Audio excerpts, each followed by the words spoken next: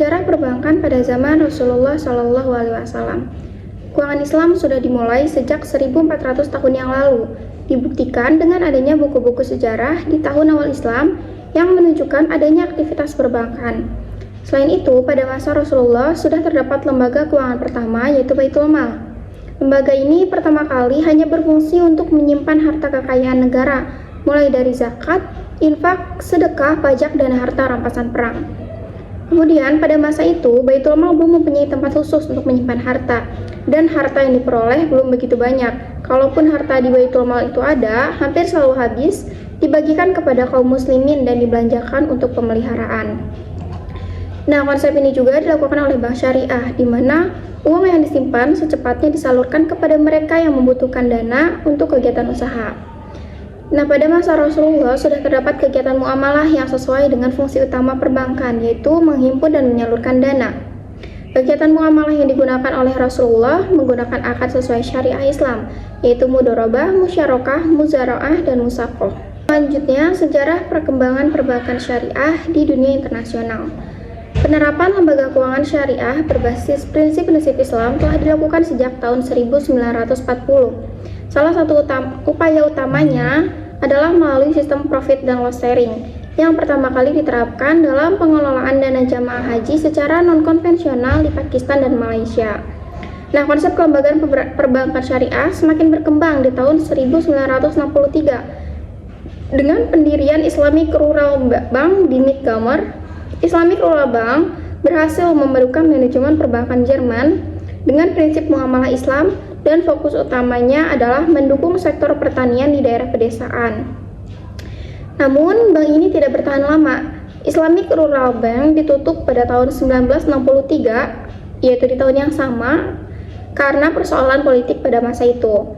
Kemudian di tahun 1971, Mesir kembali berhasil mendirikan bank Islam dengan nama Nasr Sosial yang lebih fokus pada aspek sosial daripada komersial. Nah, itulah kisah awal dalam penerapan lembaga keuangan syariah yang menunjukkan evolusi dan praktik tantangan yang dihadapi dalam menggabungkan prinsip-prinsip Islam dengan praktik keuangan modern. Selanjutnya di sini ada peran perbankan syariah di dunia internasional. Sama halnya dengan perbankan konvensional, sektor perbankan syariah juga memiliki peran dalam stabilitas sistem keuangan dan pertumbuhan ekonomi. Perbankan syariah memiliki peran yang semakin penting dalam beberapa waktu, yaitu yang pertama dalam pembiayaan dan investasi berbasis prinsip syariah. Yang kedua adalah pengembangan pasar ekonomi Islam dan keuangan inklusif. Yang ketiga dalam diversifikasi dan stabilitas sistem keuangan. Dan yang keempat ada kolaborasi antar negara. Kemudian perbankan syariah modern. Perkembangan usaha pendirian bank syariah yang sukses dan inovatif di masa yang modern ini dilakukan di Mesir pada tahun 1963 dengan berdirinya Montgomery Local Saving Bank. Kesuksesan Montgomery Local Saving Bank ini memberikan inspirasi bagi umat muslim di seluruh penjuru dunia, sehingga timbullah kesadaran bahwa prinsip-prinsip Islam ini ternyata masih dapat diaplikasikan dalam bisnis modern. Kini perbankan syariah telah mengalami perkembangan yang cukup pesat secara global. Tidak hanya negara-negara yang mayoritasnya penduduknya muslim, bahkan negara-negara yang mayoritas muslim juga sedang berlomba-lomba untuk menjadi pusat keuangan Islam secara global. Baik, pembahasan selanjutnya yaitu tentang perkembangan perbankan syariah di Indonesia. Indonesia merupakan negara yang memiliki penduduk muslim terbesar di dunia. Terdapat sekitar 250 juta penduduk dengan muslim, mencapai sekitar 83%. Keberadaan penduduk muslim mayoritas menjadi potensi tersendiri bagi pengembangan ekonomi syariah di Indonesia. Namun, pelembagaan ekonomi syariah khususnya di sektor perbankan dan keuangan masih tergolong baru di kawasan ini. Penerapan sistem perbankan syariah baru mulai dikenal secara luas pada awal tahun 1990 melalui kajian komprehensif yang dilakukan oleh para alim ulama yang berafiliasi dengan Majelis Ulama Muslim Indonesia atau MUI dan Ikatan Cendekiawan Muslim Indonesia atau ICMI. Selanjutnya, ekspansi nyata ini sebagian besar disebabkan oleh Bank Indonesia yang meluncurkan inisiatif cetak biru pengembangan perbankan syariah di Indonesia. pada tahun 2002 yang di dalamnya pernyataan visi dan misi dijabarkan dengan jelas serta inisiatif strategis untuk mendorong pembangunan masa depan baik mikroekonomi maupun makroekonomi di Indonesia. Ruang lingkupnya dengan mengintegrasikan nilai-nilai fundamental dari ekonomi syariah. Sasaran utama yang terangkum dalam rangkum cetak biru ini adalah memosisikan bank-bank Islam di Indonesia untuk meraih tidak kurang dari 5% pangsa pasar perbankan nasional tradisional pada penutupan akhir tahun 2010. Selanjutnya yaitu mengenai proyeksi pertumbuhan perbankan syariah di tahun 2024 di Indonesia. Pertama, proyeksi pertumbuhan. Dengan proyeksi pertumbuhan yang optimis, diperkirakan kontribusi perbankan syariah terhadap industri perbankan nasional akan meningkat dari sekitar 7% ini menjadi sekitar 10% pada tahun 2024. Meskipun mendekati target OJK sebesar 15%, namun masih akan ada peningkatan. Perlunya akselerasi berkelanjutan menuju pertumbuhan yang lebih tinggi di tahun-tahun berikutnya. Selanjutnya, peluang generasi muda. Generasi muda, khususnya mereka yang tinggal di daerah perkotaan dengan tingkat pendidikan dan pendapatan yang lebih tinggi, merupakan demografi yang sangat menarik bagi perbankan syariah. Dalam konteks ini, penggunaan pendekatan edukasi melalui konten digital dan teknologi keuangan atau fintech telah terbukti efektif meningkatkan minat dan literasi tentang layanan perbankan syariah di kalangan generasi muda. Tantangan transformasi digital ada dua, yaitu tantangan utama dan prioritas utama. Tantangan utamanya yaitu transformasi digital perlu dipercepat. Yang kedua, meningkatnya permintaan layanan perbankan digital. Dan yang terakhir yaitu bank syariah ini masih tertinggal. Lalu prioritas utamanya apa? Digitalisasi dengan mengintegrasikan kemajuan digital dalam pengembangan produk, layanan pelanggan, dan proses operasional. Investasi besar dalam sistem inti perbankan, infrastruktur TI, dan analisis data diperlukan untuk transformasi digital. Tidak mengatasi tantangan ini dapat menyebabkan kesulitan dalam persaingan dan inovasi. Bank syariah harus mengambil tindakan tegas. Dengan komitmen pada transformasi digital, perbankan syariah dapat memanfaatkan peluang besar di era ini dan terus meningkatkan layanan kepada nasabah serta mencapai pertumbuhan yang berkelanjutan. Aspek regulasi dan kebijakan. Yang pertama ini adalah regulasi perbankan syariah di Indonesia. Perkembangan perbankan syariah di Indonesia ini memiliki regulasi yang pertama kali diatur dalam Undang-Undang Nomor 7 Tahun 92 tentang perbankan dengan menyebutkan istilah bank berdasarkan prinsip bagi hasil. Kemudian pemerintah ini telah melakukan perubahan-perubahan undang-undang yang kemudian terakhir kali disahkan dengan perubahan undang-undang menjadi UU Nomor 21 Tahun 2008 yang khusus mengatur perbankan syariah. Jadi istilah bank berdasarkan prinsip syariah diubah dengan istilah bank syariah. Diatur juga pada Peraturan Bank Indonesia Nomor 9 Tahun 2007 pada pasal 2 ayat 1 ditentukan bahwa bank syariah dalam melaksanakan kegiatan penyimpanan dana, penyaluran dana, dan pelayanan jasanya wajib dengan memenuhi prinsip syariah. Jadi regulasi dan kebijakan yang diatur oleh Bank Indonesia ini berisi atas dasar fatwa yang dikeluarkan oleh DSN MUI. Yang kedua, lembaga pengawas atau standar dan regulasi perbankan syariah secara global. Jadi regulasi perbankan syariah secara global ini misalnya diatur dalam beberapa hal yang terdapat dalam slide ini, yaitu ada AAOI5, kemudian ada IFSB, kemudian ada IDB, kemudian juga ada BCBS, dan lain-lain sebagainya. Aspek sumber daya manusia. Sumber daya manusia merupakan aset yang paling penting dalam suatu perusahaan karena walaupun adanya aset-aset yang berwujud seperti teknologi, peralatan-peralatan, dan sebagainya, ini tidak akan menjadi modal yang maksimal bagi perusahaan tanpa bantuan dari sumber daya manusia. Infrastruktur pada perkembangan syariah di dunia. Pada jurnal yang saya ringkas ini menyebutkan bahwa tantangan yang dihadapi perbankan syariah adalah sedikitnya jaringan kantor perbankan syariah di Indonesia. Infrastruktur berupa jaringan kantor masih terbatas sehingga menghambat perluasan layanan kepada masyarakat.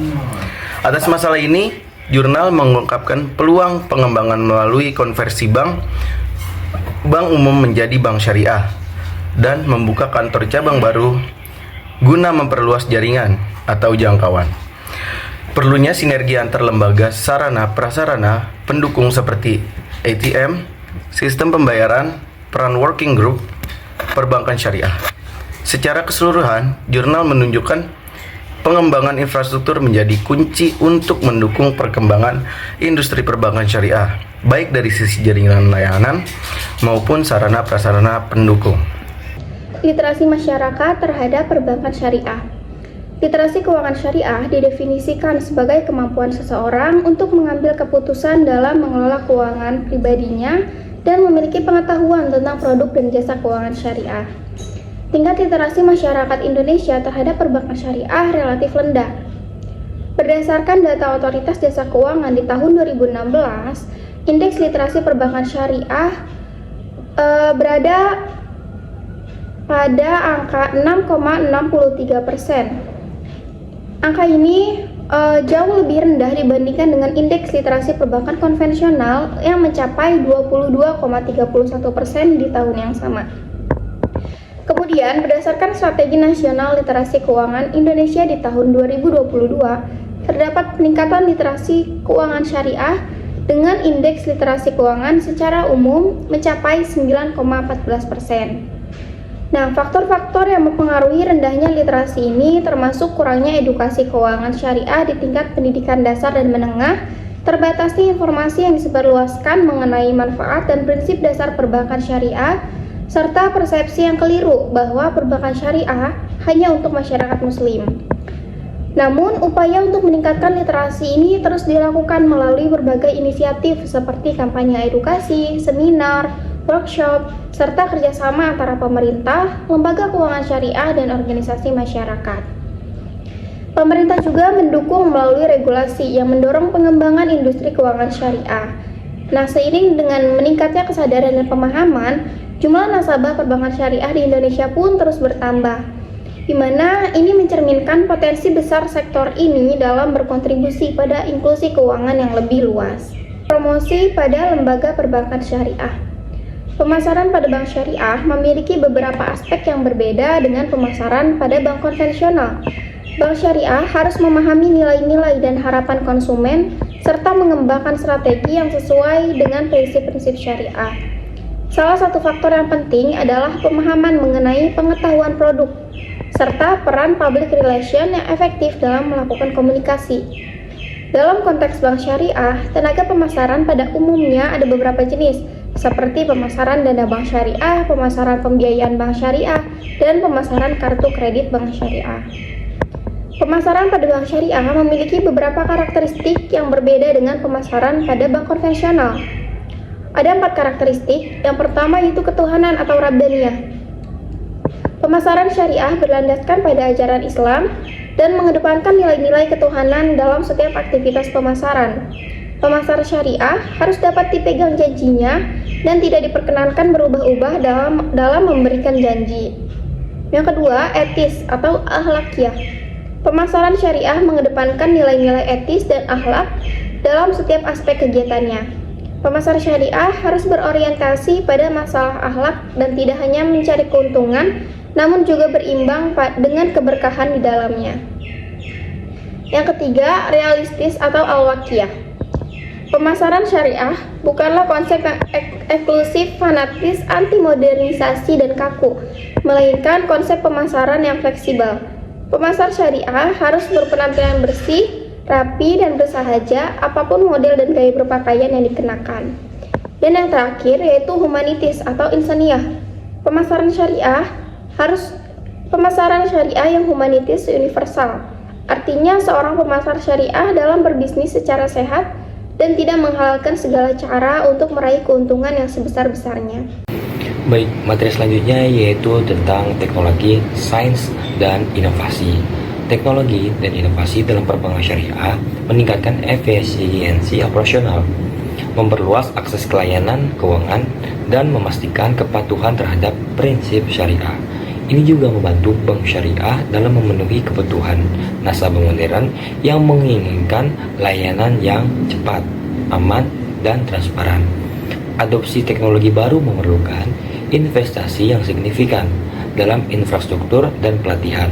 Selain itu, perlu adanya regulasi yang mendukung dan pengawasan yang ketat untuk memastikan bahwa teknologi dan inovasi yang digunakan tetap sesuai dengan prinsip-prinsip syariah. Selanjutnya yaitu syariah compliance. Masyarakat juga semakin menyadari pentingnya kepatuhan syariah yang tercermin dalam meningkatnya permintaan untuk produk keuangan yang tidak hanya menguntungkan secara ekonomi, tetapi juga sesuai dengan nilai-nilai agama. Dalam keseluruhan perbankan syariah atau perkembangan perbankan syariah compliance tetap menjadi fondasi utama yang tidak hanya memastikan kepatuhan terhadap hukum Islam, tetapi juga mendorong inovasi dan kepercayaan dalam industri ini. Dengan kombinasi regulasi yang ketat, inovasi teknologi, dan kesadaran masyarakat, perbankan syariah terus berkembang menjadi sektor yang kuat dan berkelanjutan, berkontribusi pada stabilitas dan inklusi keuangan global. Institutional building pada perbankan syariah di dunia. Institutional building merupakan hal yang sangat penting dalam pengembangan perbankan syariah baik di Indonesia maupun negara lain. Pembangunan lembaga merupakan fase awal yang harus dilalui. Dalam konteks Indonesia, langkah awal institutional building dilakukan dengan didirikannya Bank Muamalat Indonesia pada tahun 1991 sebagai bank syariah pertama di Indonesia. Momentum penting adalah konferensi negara-negara Islam yang diselenggarakan di Kuala Lumpur, Malaysia pada tahun 1969 yang membahas gagasan pendirian Bank Syariah Internasional. Konferensi ini menjadi awal mula tercetusnya ide lembaga perbankan syariah secara terpadu. Komitmen pemerintah Pakistan dalam mengkonversi keseluruhan sistem perbankannya menjadi syariah secara nasional pada 1985 menunjukkan upaya pembangunan lembaga secara terencana. Secara ringkas, jurnal ini telah melacak momen-momen historis penting dalam pembentukan dan perkembangan lembaga perbankan syariah internasional. Dan yang terakhir ada studi kasus yaitu tentang Bank Syariah Indonesia raih penghargaan internasional Alpha Southeast Asia 2023.